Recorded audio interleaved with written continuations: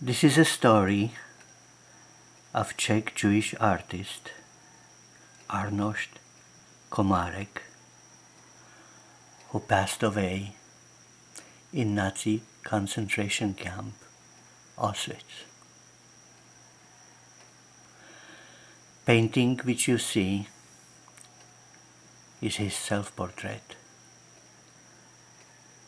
the only painting that survived.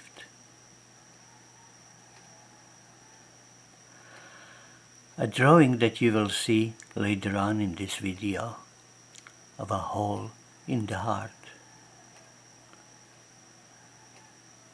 is by his great-granddaughter, artist Esther Oikpoik, who lives currently in Prague. Dear friends, every item has its story.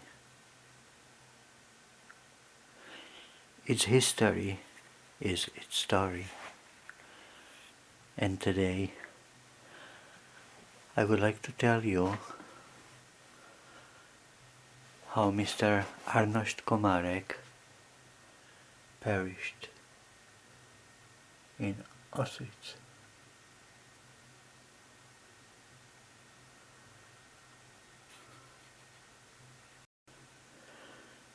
Mr. Arnost Komarek lived with his middle-class family, with his middle-class Jewish family, on beginning of World War II in occupied Prague, capital of Czech Republic, capital of Czech part of Czechoslovakia. He and his friends found out that in a local public library there is a printing press, and they were printing some anti-Nazi posters.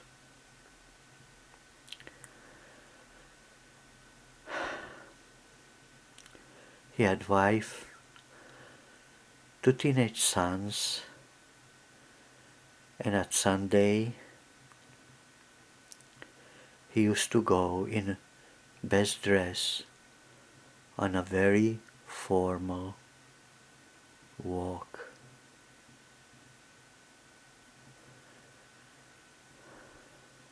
In an old part of Prague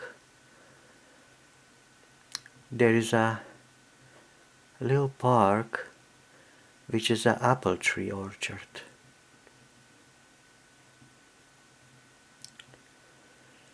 In 1950s, I went to school for 2.5 years in Prague. I used to live in that part of Prague. I used to steal apples from that orchard. In 1960s, American poet Allen Ginsberg, visiting Prague before so-called communist government kicked him out, sometimes slept under apple tree in that orchard.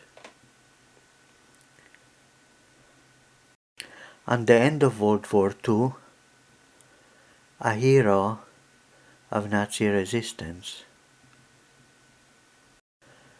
was brought to a beautiful place overlooking Prague, overlooking that orchard, and told, "Look how beautiful is the Prague. Tell us of your collaborators, and you can live in it." And he answered, "It is beautiful, and it's gonna be more beautiful when you are not gonna be here." And so they murdered him. His name was later in a classroom's textbooks. But there were many heroes that were not sung. And I'm singing one story of one to you now, named Arnost Komarek, who also perished. What happened was that one Sunday morning, one of his sons, who already couldn't take it these formal walks, and told his father that he ain't going for that walk, that he wants to go to library to read. And even though his parents didn't like it, he went and spent the Sunday his way. The rest of the family came back from a walk, and he came from library later, seeing his mother crying because his father wasn't there anymore, because Nazis came and took him, because one of his collaborators on making the anti-Nazi posters told on him. They took him and brought him to Auschwitz concentration camp, from which he was sending letters. I took out of the envelopes some of the letters to show you.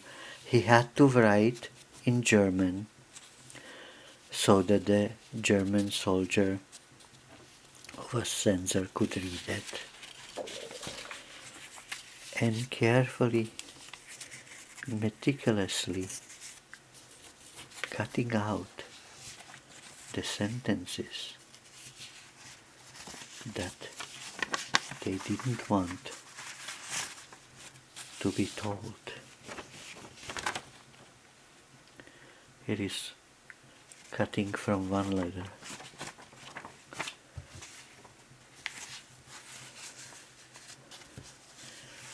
Here is cutting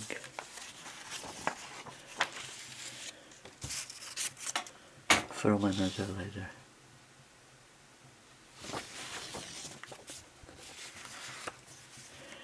And then one day, well, I come to that a little later. Here is a letter that again had to be in German. His wife and his two sons sent him with a package.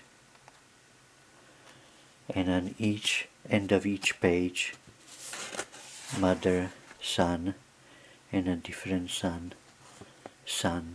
signed their particular letter. Then one day came a letter from him, not written with him, but not written in his handwriting, because the letter stated that he no longer has his eyeglasses. Please send me new ones.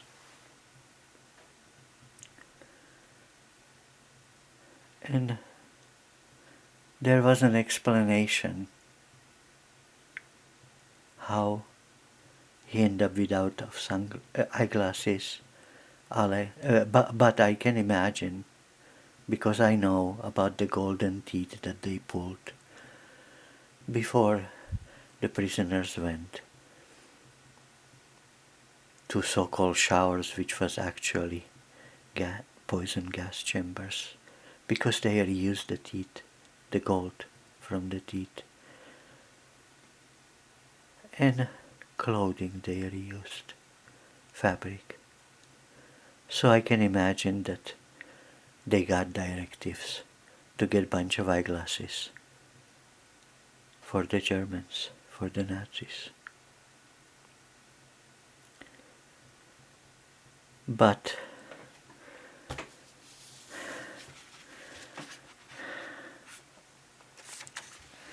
then one day came a telegram which stated that the person passed away. Signed, Commander.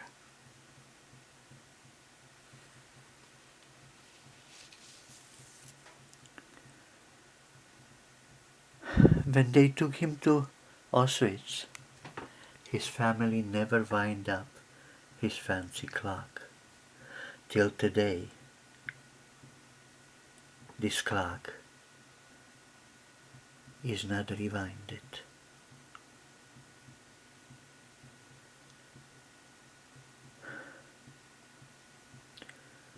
His wife, grandma of my dear L, who saved these items and told me the story. Till then, till for several years, didn't know how he passed away. Till she was contacted by different detainees of Auschwitz from Prague, who was interned with him in block O/S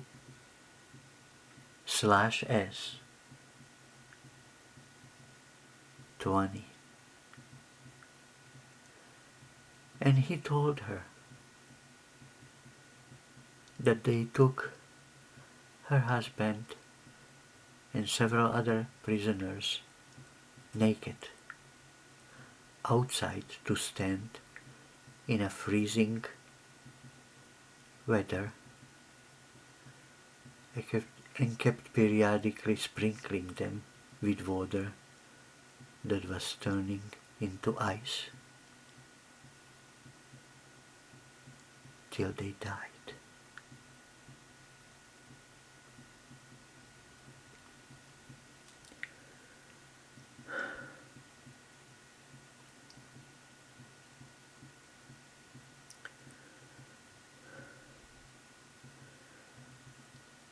The official hero of resistance, about whom I mentioned earlier, Julius Fučík was his name,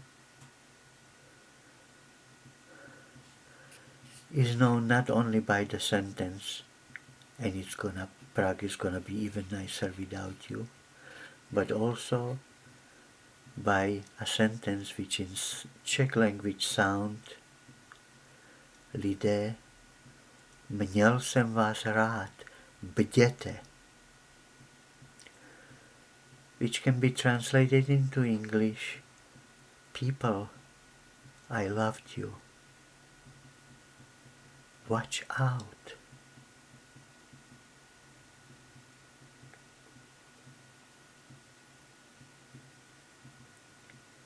Watch out.